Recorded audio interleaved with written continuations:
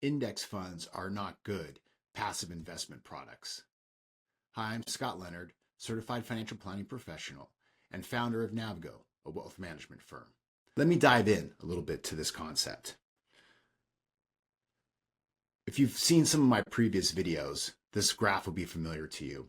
Basically what it's showing here is that if you take the group of active managers that are out there and you mark them against their benchmark, only about 20% or less of the active managers are actually beating their benchmark, many times as an index fund. And that's been our argument of really active versus passive management. So really, what is passive management?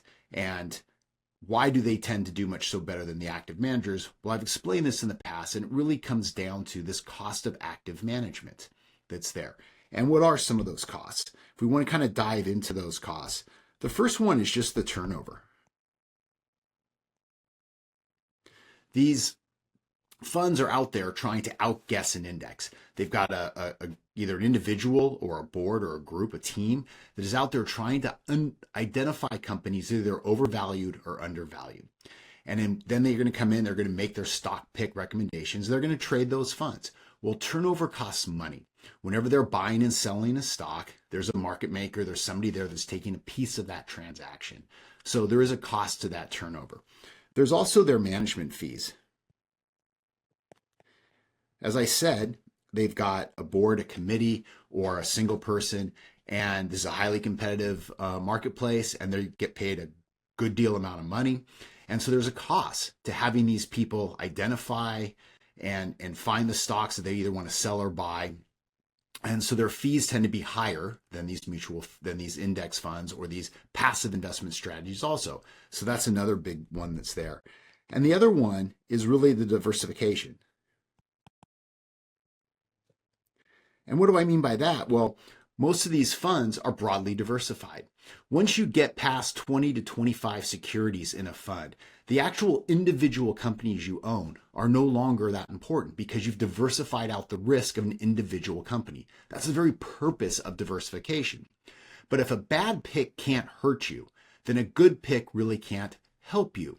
And so now you've got this big turnover, you've got all these management fees, but at the end of the day, you have a very diversified portfolio where the skill of this manager isn't actually providing much value at all, if at all, to the actual performance.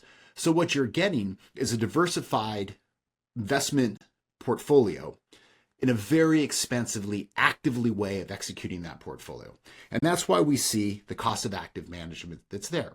Now, why do I say that indexes aren't necessarily a good form of passive management? Well, there's a couple reasons for that. The first one really comes down to the fact that index funds were never created as investment tools. That was not their purpose in what they were trying to do and why they were created. The indexes were really created as a benchmark to the active managers in what they're trying to accomplish.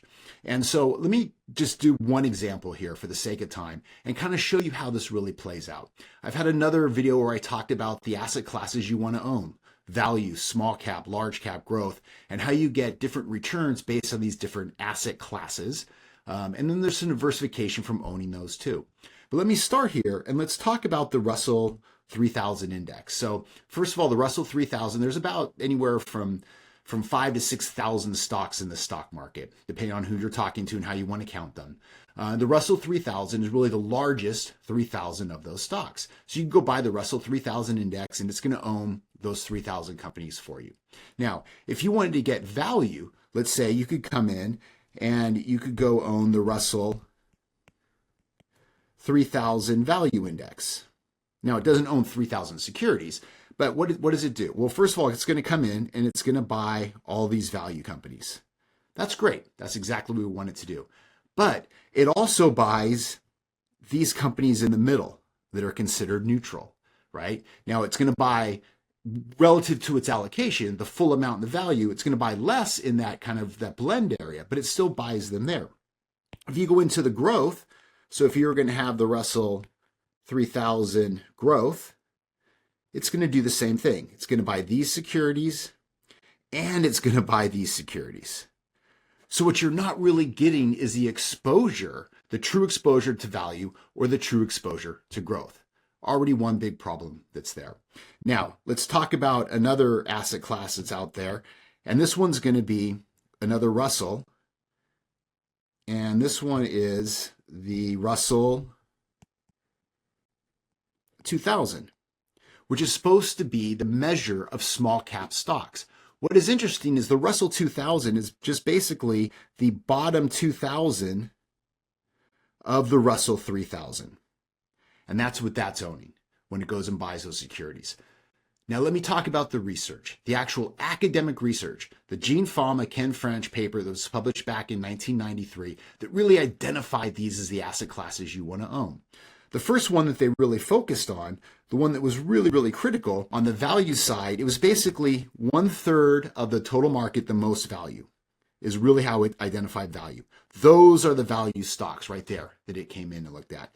And it did different things. One, it took for its micro cap, the original small cap index actually was the bottom 1/5 of the market. For a lot of their research, they opened it up to basically the bottom 1/3 of the market by size. And so this was the academic definition of small cap that sat right down here. Look at, there is actually truly some overlap between their small cap and the Russell 2000, but there's not very much of it. And so you're actually not getting the true risk exposure you want with these index funds because they weren't designed to actually follow the research. They were designed for a very different purpose.